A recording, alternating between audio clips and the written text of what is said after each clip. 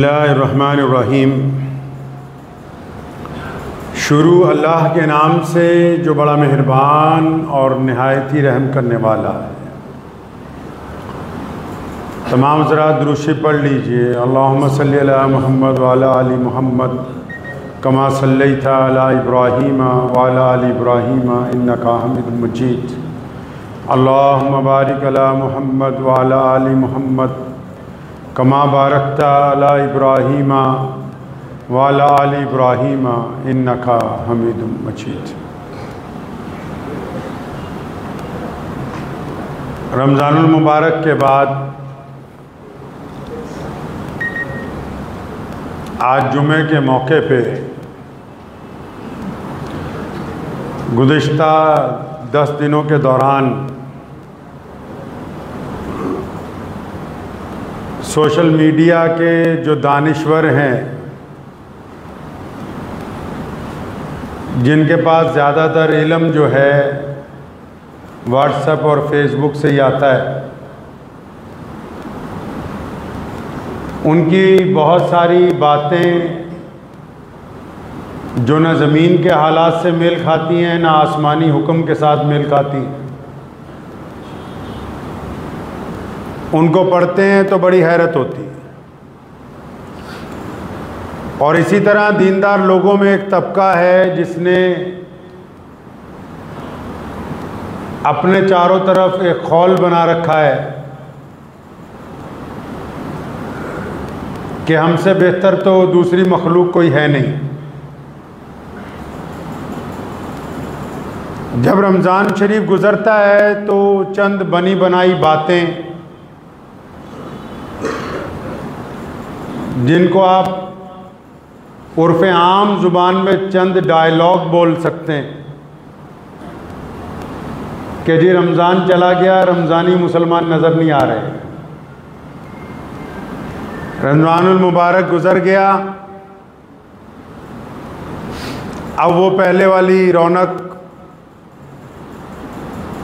वो बातें नज़र नहीं आ रही।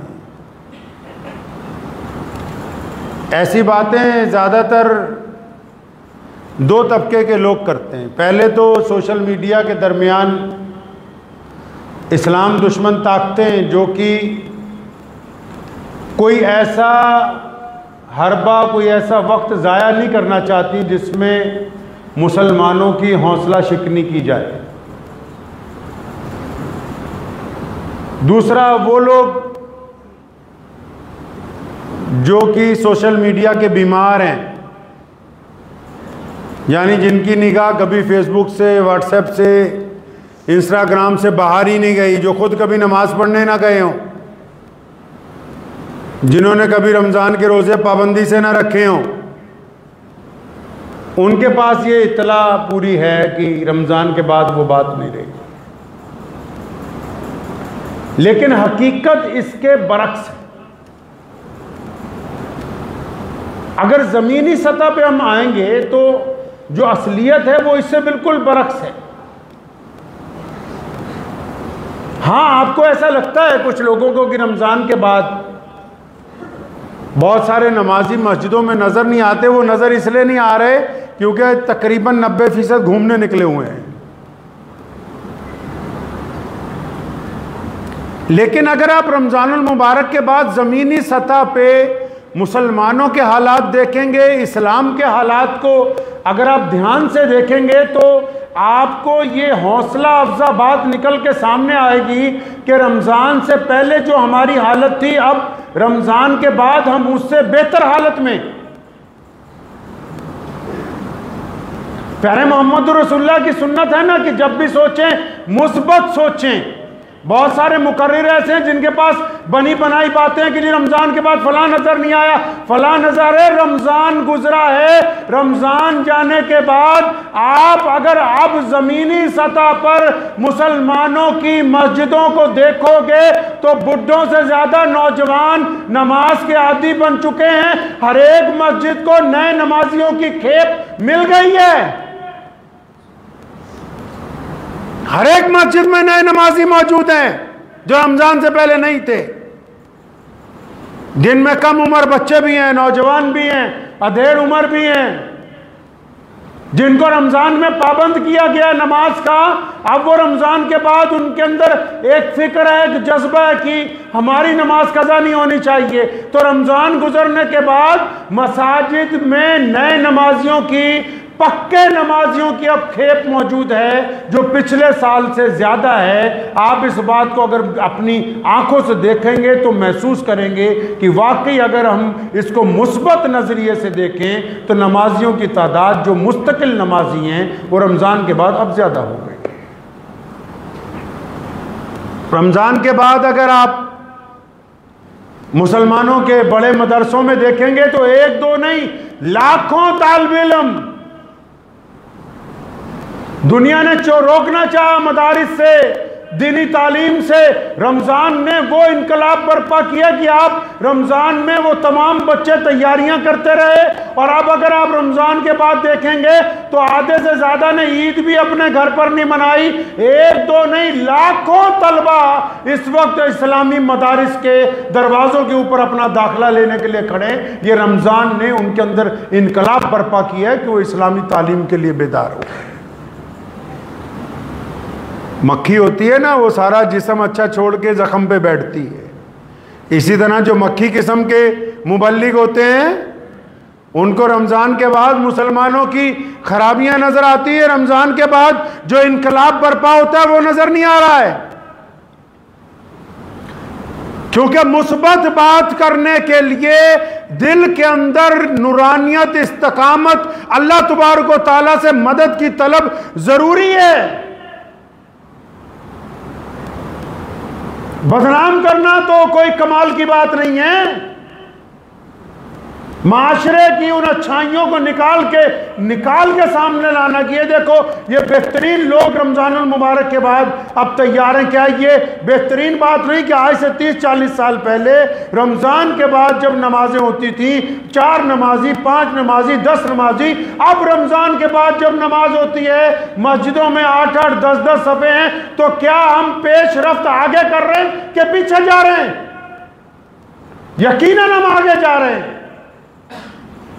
वो लोग इस्लाम में रह के, मुसलमानों में रह के लोगों का हौसला पस्त करना चाहते हैं, जो ये समझते हैं कि रमज़ान के बाद मुसलमानों के पास वो बात नहीं है। अल्लाह के बंदे, रमज़ान ने अपनी बरकतें, अपनी इस्तकामत, अपनी नूरानियत और अपना फैज़ मुसलमानों के अंदर दाखिल कर दिया है। तभी तो रमज़ानुल मुबारक के बाद मसाजिद के अंदर जो है वो पक्के नमाजी जो नजर आ रहे हैं।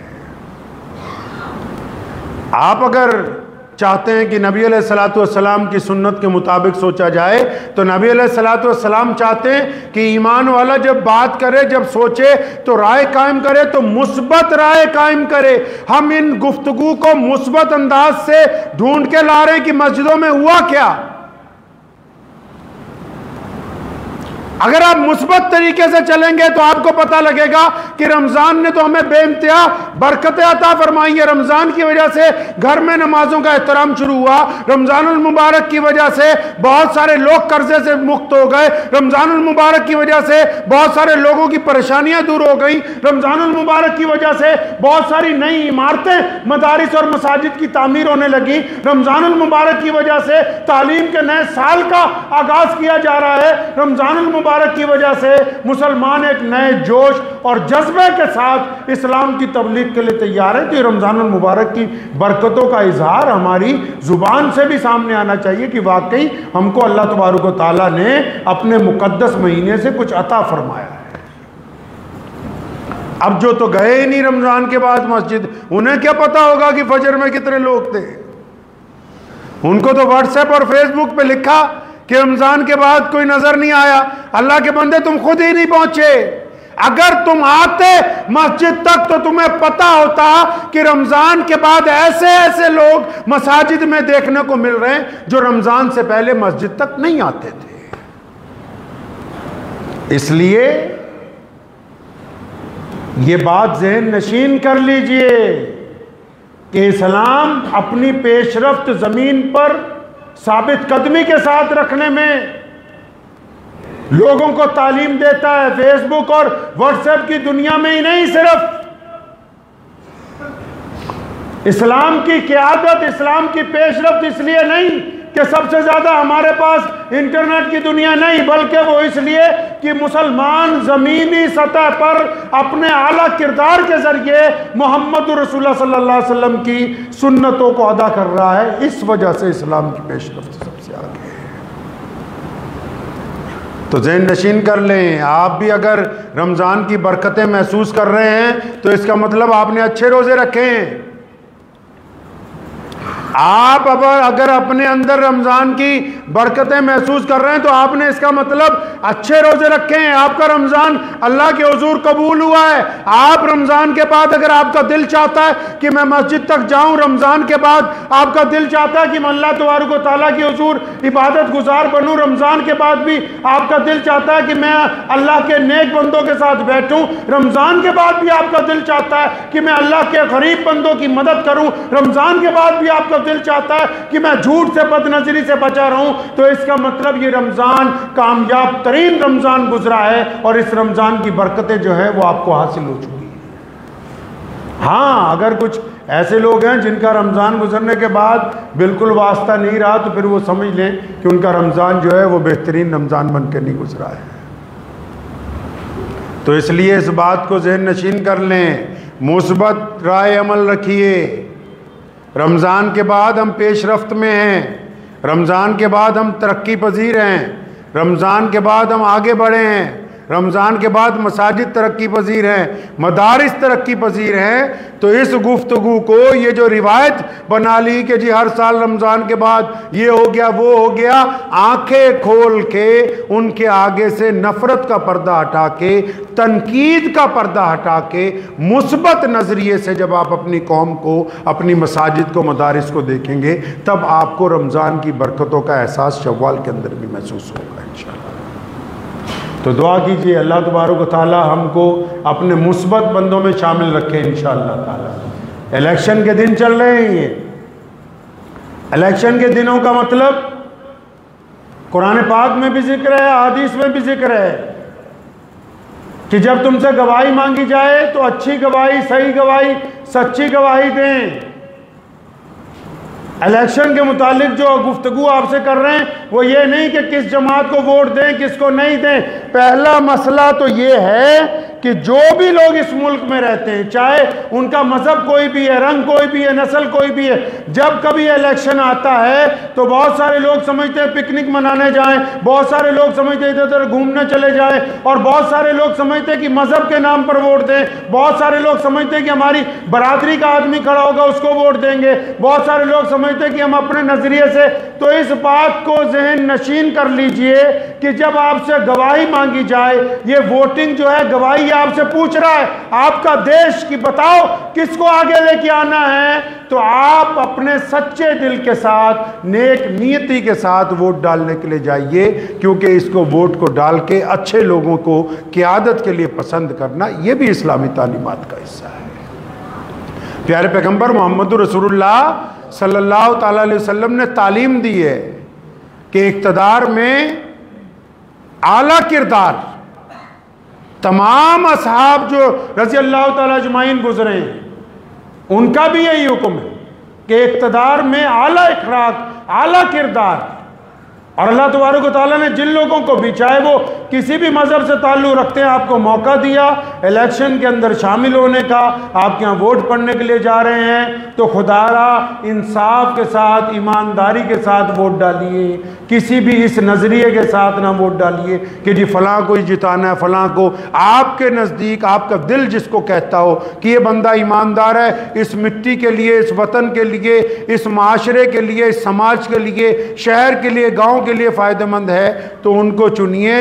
अपनी आँखों के आगे से तमाम तरह के पर्दे, चाहे वो मज़हब का हो, चाहे वो ज़ात का हो, चाहे बरादरी का हो, उनको हटाने के बाद दयानतदारी के साथ अपनी राय जो है वो दीजिए। दुआ कीजिए कि अल्लाह तबारक व तआला इन बातों के ऊपर मुझे भी और आप सबको भी अमल करने की तौफीक अता फरमाए। व आखिर दावाना अनिल हम्दुलिल्लाहि रब्बिल आलमीन।